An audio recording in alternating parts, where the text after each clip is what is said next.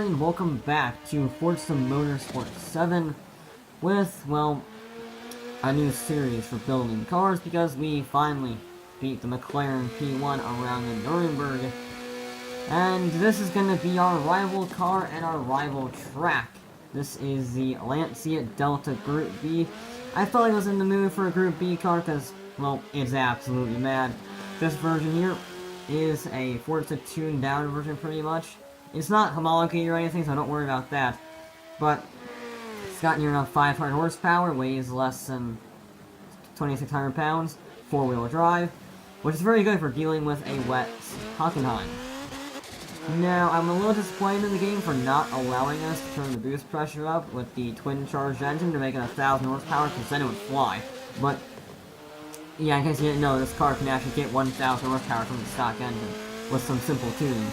But yeah, this will be the car we're going to try and beat. It's, S766, I think.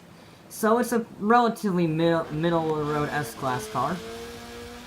And our cars are going to be most likely higher PI. However, they're not quite going to be as drivable as the Nuremberg cars were. We'll leave it at that, because, now we gotta go build some cars. And this will be the car that I use. A Dodge Shelby Omnis, which was, I believe, the fastest hatchback in the world at the time. I can't confirm that. But it was certainly very quick for the hatchbacks of 1980s, which were not that fast. Has 175 horsepower from standard front-wheel drive. But we're not going to be keeping it standard. No, we're not going to keep it standard at all. I don't know why I went into that menu when I was already on the upgrades, but whatever. And, yeah, it starts off D-Class, which actually isn't too shabby. We're going to put the aero on, because we're going to want all of that we can get. I don't know what I was expecting, but that is, certainly, it doesn't look right. I don't know where you would put a wing on the Shelby, but that just, it looks fantastic, but it doesn't look right. I don't know what it is, but there we go. We're gonna, of course, have some race tires. And, maximum tire with 255s on the front aren't bad. Not the greatest for front-wheel drive and all this power we're gonna have, and 255s on the rear. That does concern me a tad bit. Gonna go engine last, gonna save the best for last. I don't know why I skipped the clutch. I guess clutch isn't important, but we're gonna put that on anyway. Does save us a little bit of weight. Yeah, I figured I was over the homologation system, which is stupid. And, I actually would have been doing a different front-wheel drive car. If you, have been watching the latest Forza news, you will know that the, car pack, which by the way looks to be the best car pack so far, in my opinion, is MIA until next week because of a bug. Which, I mean, at least they're fixing the bug, unlike a few DLCs where they just said, screw it, we're not even gonna bother. So, I mean, at least they've been fixing it. 2,200 pounds, that's actually very lightweight in the Omnis. But, yeah, it's gonna be delayed, and that's a shame because it had the Honda Odyssey in it. I can't wait for the Odyssey, it's gonna be fantastic. So, we have the 2-liter i4, not a bad engine. The 3.7-liter V6, eh. Or the 1.6-liter Turbo Rally. I think that's more powerful. I'm gonna put that in. I think that, I guess, like, what, 900 odd horsepower? And we're going to, I don't know why I'd ever go for that. That has 31 horsepower compared to 102 horsepower. Which one am I gonna pick? We're already up to 400 horsepower in the Shelby Omnis. There we go, there's 13. We're almost up to 500 horsepower. I feel like this is a bad idea. Because this car's going to be weighing less than 25. Holy crap. That saved almost 60 pounds of weight and put us over 500 horsepower. Oh, now we're 600 horsepower. Oh dear. Oh dear, this is a bad idea, I think. I think this is a really bad idea. 670 horsepower in a front-wheel drive Dodge Omnis. And now we're up to 800 horsepower. 830 horsepower to be exact. Yep, there we go. There's 865 horsepower. We are now edging up to the very top of the scale. 875 horsepower, so it's not quite as much, but I know the other engines don't get very much. And we're gonna end on a nice, that adds, taking 10 pounds out does nothing to the PI. That concerns me. That concerns me a lot. But we end on a nice even 750 or 750 PI. Nice and even. 875 horsepower. 255 on the front. Weighing under 2,500 pounds. Very good power-weight ratio. But I don't think that we can use that power. Alright, we are here at the Hockenheim Wet Circuit. And the Wet National Circuit, that's English. That's the acronym of it. The name is not Wet Circuit. The name is Hockenheim Wet Circuit. Now, I did have a slight error from, that'll probably be in the outtakes video, where I might have loaded up the actual race, so it's only 1 lap instead of 5, because we do have 5 laps, to set the best lap time possible. Oh dear, we just got unders. There's a lot of unders here. How much wheel spin can we get? Wheel spin in 3rd, wheel spin in 4th. And we didn't get time to see if we wheel spin in 5th. Okay, off to a great start for the Omnis. Oh, okay, it just understeers. It just understeers. Funnily enough, I think there's a small problem when you put 875 horsepower from the Nissan GTR engine. I think that's the GTR engine, isn't it? Is the 3.7-liter V6 from the GTRs or from the Subaru? I don't remember. I'm thinking it's the GTR engine, but I can't confirm that.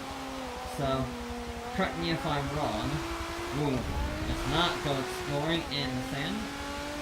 But yeah, putting 875 horsepower in a very lightweight, front-wheel drive, tiny tire Omnis might not have been the best idea I've ever had.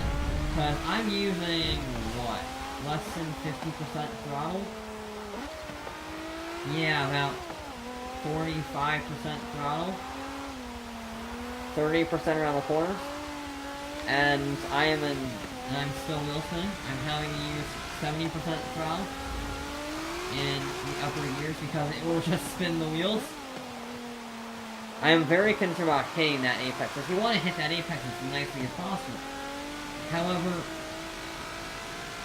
if you hit it too hard, we might roll, because it's a very narrow, well, race tires hot patch, which is a little boxy and may roll over. So I don't really want that to happen. So I get wheel spin in 5th gear, that's a lot of wheel spin. But turn... You can't get on the throttle until you're at least 85% through the corner. If you get on the throttle any earlier than that, you will just spin the wheels and you'll have all sorts of problems. And that's not what we want now, is it? You see, I'm having to be so gentle with the throttle.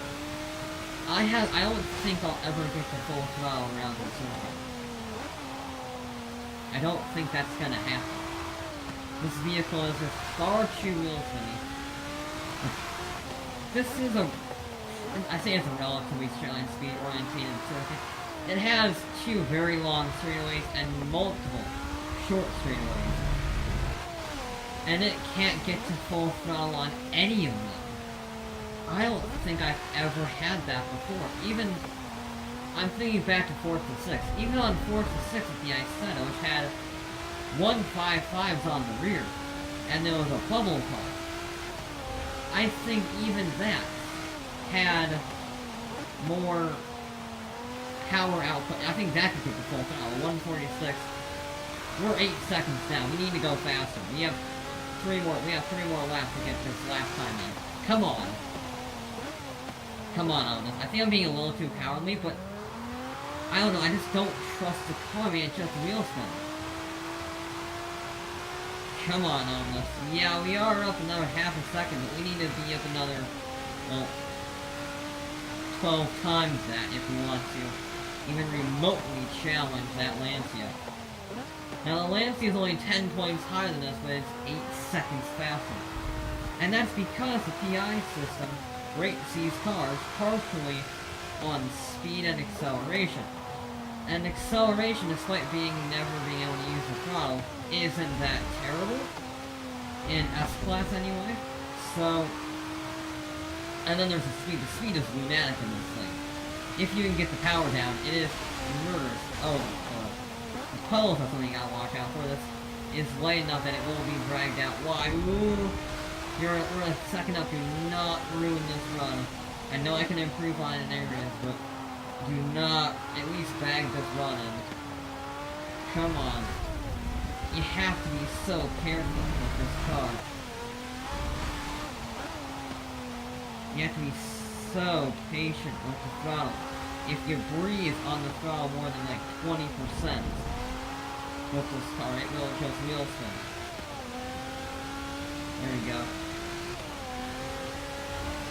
Yeah, we lost a huge amount of time at 146.0. Alright, so it wasn't that bad. Okay, so I had to try it. That actually wasn't that bad. In Forza 6, in the dry, it would launch your car on 2 wheels. It wouldn't roll it, but it would certainly launch your car up on 2 wheels. Now, maybe an SUV would have problems with that section, maybe, but it seems a bit unlikely if this didn't have a problem with it. Come on, car. Get the power down. We're almost near full throttle. And we only reached 140-something miles an hour. This has twice the power of the Lancia, and it is just spinning that power away. We're probably putting half the horsepower less than that to the ground, just because it spins the wheels all day, every day. I'm pretty sure my finger is going numb from the controller constantly vibrating from just wheel spin. Because yeah, I have controller vibration on, and my index finger it's getting that feeling. You know that feeling when you hold on to something for a while, it's vibrating, and it has that tingling feeling. It's starting to get that because every time you accelerate, it just wheel spins, and wheel spin on the Xbox controller is equivalent to vibration. So, come on. Will this be a fast lap? Nope. Oh, it was. It actually wasn't a fast lap. Somehow. Nope. Ugh. Oh, we need to push it. Come on. Come on. Ooh. There we go. Come on. Brakes are nice, brakes are nice, brakes are nice, brakes are nice. There we go, look at that. Ooh. Oh, we are up slightly. Oh, only up 300 of a second, but we are up. Yeah, we can't even get above 140 miles an hour most of the time, just because you have to be so patient with the throttle. You just can't get a power down. Now I am pushing quite hard with this car. Ooh, well, if you push too hard, I find myself, I have to push very hard on the straights. You have to wheel spin a little bit on the straights. If you wheel spin at all of the corners, you will just spin out. And it is working. We are up 0.2 of a second, nearly 0.3. Oh, we have understeer, no! Now it's in a good corner. Now it's not a good corner. That corner catches me out with this car, because you think you can carry more speed, and then it just gets dragged out wide. It doesn't stop being dragged until you go really slow. And then by that time, your run is ruined, so.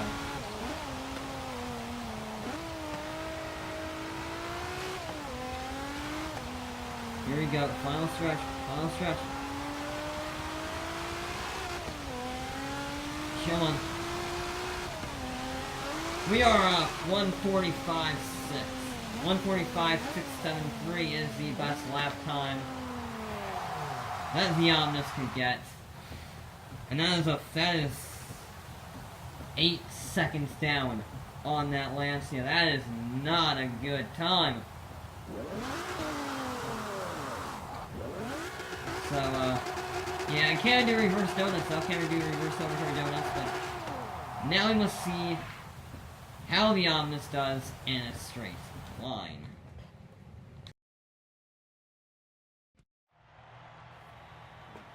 Alright, it is now time to see just how fast the Omnis can go in a straight line. The game reckons 222 miles an hour. And we'll see how close we can get to that. I'm going to do a little bit of short shifting just to try and reduce the wheel spin. It shouldn't impact us too much, I don't think. We haven't gotten full throttle now. Come on.